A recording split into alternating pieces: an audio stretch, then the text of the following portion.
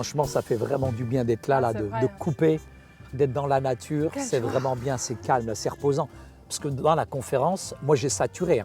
Tout ce que j'ai pris là d'un coup, j'ai jamais imaginé de ma vie qu'on pouvait atteindre le monde d'une manière aussi rapide, Fatima.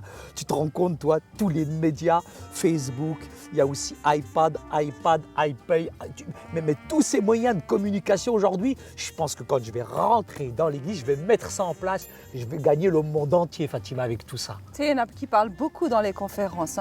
Il nous faut croire qu'ils vont atteindre le monde avec tout un tas de... T'as vu tout ce qu'ils ont présenté, il y avait du fruit, il y avait du résultat aussi. Non, ça y est, je suis pas d'accord, franchement. Moi, je rentre, je mets tout ça en place dans l'église. Mais non, mais arrête. Je vais mettre la révolution. Moi, je suis pas d'accord avec tout ça. Pourquoi? Je suis pas d'accord avec eux parce qu'ils sont en train de nous faire c'est des moyens. qu'ils vont atteindre tout le monde. Mais je suis pas d'accord, Saïd, parce que regarde, quand tu regardes les premiers disciples, eux, ils n'avaient pas d'iPad, il n'y avait pas la télé, il n'y avait pas tous ces multimédias. Ils avaient quoi alors? Ils avaient quoi? Ils avaient leur cœur, ils étaient sincères, ils étaient engagés, ils étaient prêts à donner de leur vie, ils étaient prêts à donner de leur temps. Fatima, ils étaient consacrés. Ils avaient la puissance du Saint-Esprit avec eux. Surtout. Et avec la puissance du Saint-Esprit, on peut accomplir de grandes choses. Moi, je réalise qu'aujourd'hui, on doit avoir une même vision dans l'évangélisation. Et quand on a une même vision et qu'entre notre cœur, c'est l'évangélisation, et bien là, qu'on est unis, et bien il y a une force extraordinaire qui se manifeste. Et là, on peut atteindre toutes les personnes qui sont autour de nous. Mais tu sais, on doit prendre modèle sur les apôtres. Eux, ils avaient passé pas mal de temps avec Jésus. Ouais. Ils étaient 12, Jésus les avait enseignés et ils ont mis très très vite en pratique l'ordre missionnaire qui dit de faire de toutes les nations des disciples. Et ils ont bougé. Ils ne sont pas restés là derrière leur télé.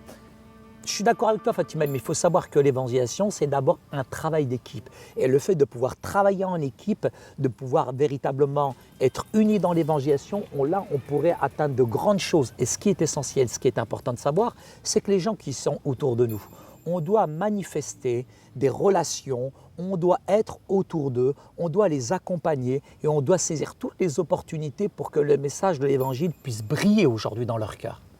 Mais tu sais, des fois, on a l'impression que c'est réservé à un petit groupe d'élite dans la communauté, que ce sont des évangélistes et eux doivent ramener des gens dans la communauté, mais c'est pas ça. On est tous appelés à participer à l'avancement du royaume de Dieu. C'est pas réservé à un petit groupe d'individus, c'est chaque individu qui doit s'engager dans l'ordre missionnaire. Moi, je suis d'accord avec toi, Fatima. Et souvent, on prêche plus avec autorité, avec force, avec conviction. Et j'ai l'impression que l'évangile devient plus en plus un évangile qui est dilué. Non, l'évangile, on doit prêcher ce qu'on appelle le plein évangile, avec force, avec amour, avec conviction, sachant que la parole de Dieu, elle est toujours d'actualité. Elle peut libérer, changer, transformer les gens encore aujourd'hui. Mais tu sais, prêcher l'évangile, ça ne suffit ouais. pas, on doit aussi accompagner les gens. Et souvent, on se consacre sur le fait d'inviter des gens dans nos communautés. Et puis les gens viennent le dimanche, ils s'assoient, ils écoutent un message. Puis il n'y a personne qui prend soin d'eux. C'est important de pouvoir accueillir ces personnes. Parce que moi, je me souviens quand je suis allée à l'église au tout début de ma conversion, il n'y avait personne qui m'accueillait, Saïd. Alors je ne dis pas ça pour te faire pleurer, non, mais je dis ça parce que franchement, c'est important d'être entouré. Parce que des fois, tu quittes quelque chose de difficile, tu arrives dans une communauté et il n'y a personne qui se soucie de toi. Et je pense que l'Église, elle doit s'engager aussi dans l'accueil. L'évangélisation, Fatima, ce que je réalise, c'est que c'est d'abord un combat spirituel. L'évangélisation, c'est pas un temps, c'est pas une campagne, mais c'est véritablement aussi, ça nous renvoie à notre relation personnelle avec Dieu.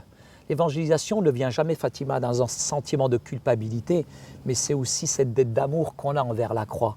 Et je dirais que c'est le fait débordant de notre communion, de notre relation avec Dieu. Et c'est là où on peut véritablement prêcher, apporter le message avec audace, avec force, mais aussi avec autorité.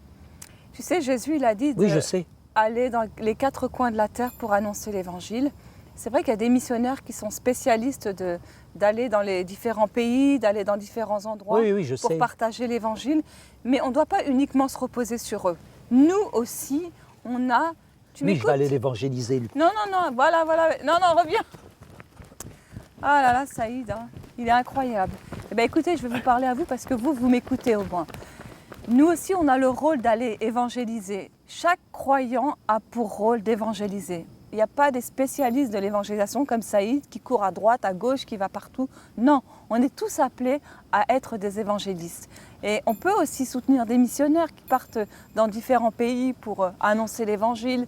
On peut les encourager, on peut leur envoyer un courrier à ces personnes qui sont à plein temps dans le champ de la mission. Il est revenu ou il n'est pas revenu celui-là? Il va toujours aux quatre coins de la terre. Et Saïd, dis-moi, tu as partagé l'évangile avec lui? Il s'est converti? On a inventé beaucoup de techniques, mais pour courir vite, on n'a pas rien inventé. Hein. T'as résumé? Ouais, non, je n'ai pas résumé. Alors, J'étais résume. en train de dire que ce n'est pas réservé à des spécialistes d'aller aux quatre coins de la terre, mais qu'on doit tous s'engager dans cette mission. D'accord. En Pour résumé, résumer, je dirais que la grande commission, alors moi j'aime pas beaucoup ce terme, je dirais plutôt l'ordre missionnaire, oui, tu ne t'es nous bien a pas rattrapé. été donné comme une option, mais comme une instruction qui s'applique encore aujourd'hui et qu'on doit veiller et à lui obéir. Oui. L'ordre missionnaire s'applique aussi bien aux individus qu'à l'Église tout entière, et lorsque nous combinons nos efforts personnels à la force de l'Église, nous pouvons être encore plus efficaces pour faire des disciples pour Jésus. Et enfin, l'ordre missionnaire n'est pas seulement pour ceux qui sont le plus près de nous. Oui. Nous devons développer et entretenir une vision mondiale pour l'évangélisation et Mondial. être prompts à soutenir les missions à l'échelle mondiale. Tout à fait. Fatima, je vais l'évangéliser, lui. Saïd, vas-y. Monsieur, venez, je voudrais vous partager l'évangile. Venez ici, je veux vous partager l'évangile.